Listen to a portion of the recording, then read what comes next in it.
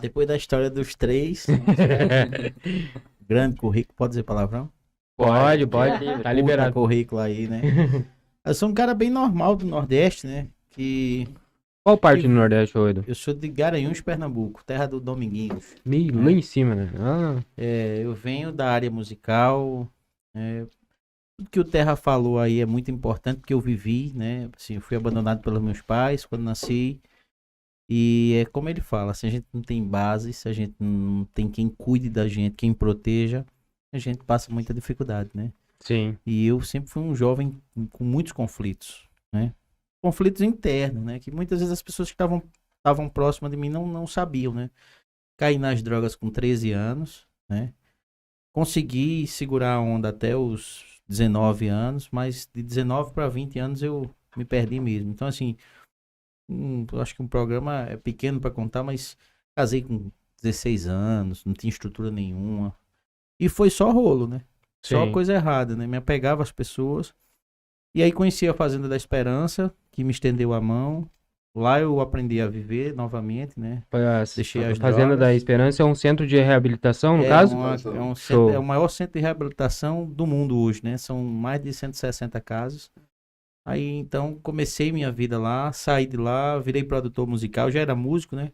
É isso. Eu pude produzir algumas bandas, trabalhar com algumas bandas aí, Rosa de Saron. Aí, Pedro, temos mais um produtor aí, ó. Viu? É? E a gente entrou no meio musical, né? A gente entrou no meio musical aí e passei 20 anos nessa guerra. Mas pelo meu problema das drogas, eu sempre tive perto das pessoas que faziam acontecer, como os principais segmentos do Brasil, né?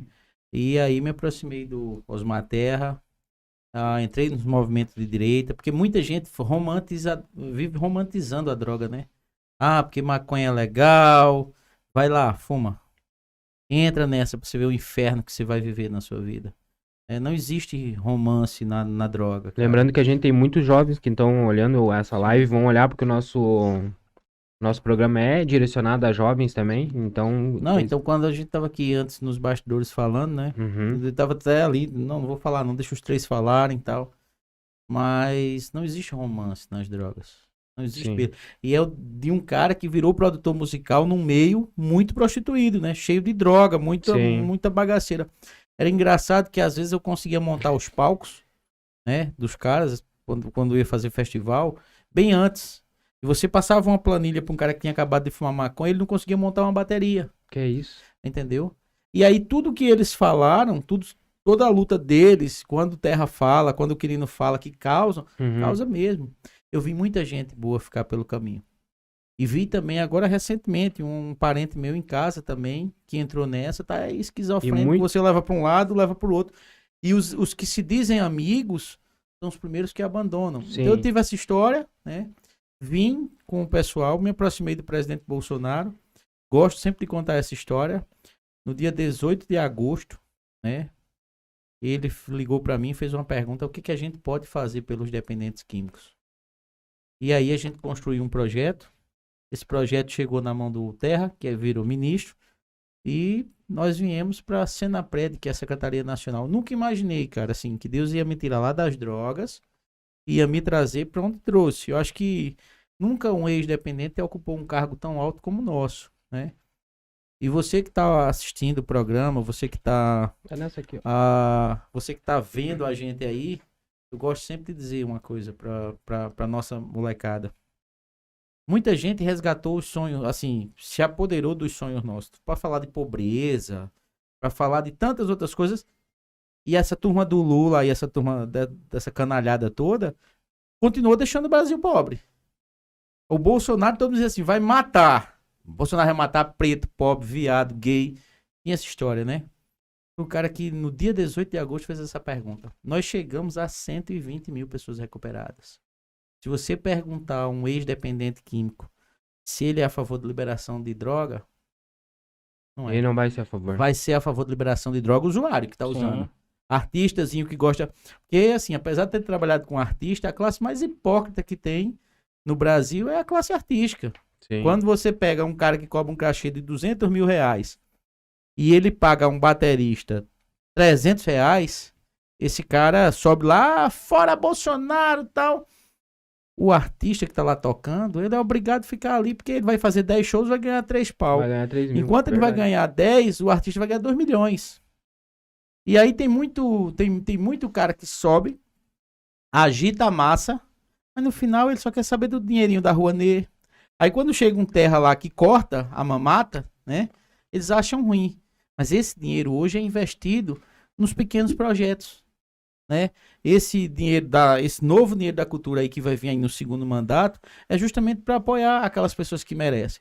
E aí a gente, quando começa a mudar a história do Brasil, fica essa hipocrisia, né? O povo falando mal da gente no Fantástico, descendo o cacete. Mas sabe o que é que vale de verdade mesmo? É você ter mente aberta, cabeça aberta. Estuda um pouco da política de 6 anos para trás e olha a política hoje. O Bolsonaro, ele pode não ser a melhor pessoa do mundo, ele é grosso, é ignorante e tal, mas tem uma coisa, eu prefiro um cara ignorante que seja correto e faça as coisas certas do que aquele que batia nas minhas costas, me dava abraço e me enganava, né? Sim.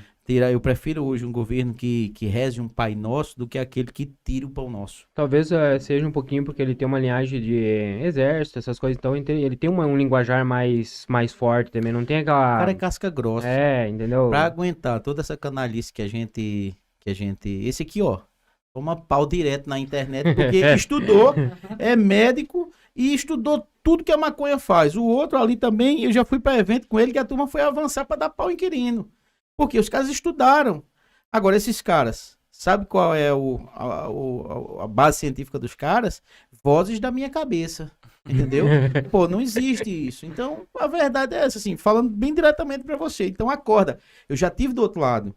Eu já tive lá, eu já votei no Lula, né? Eu já acreditei nessa besteira de socialismo e foi por isso que eu me ferrei. Por isso que eu entrei na droga. Por isso que hoje eu luto pelos amigos meus que eu perdi, que ficaram pelo meio do caminho, né, que as mães choram suas mortes hoje.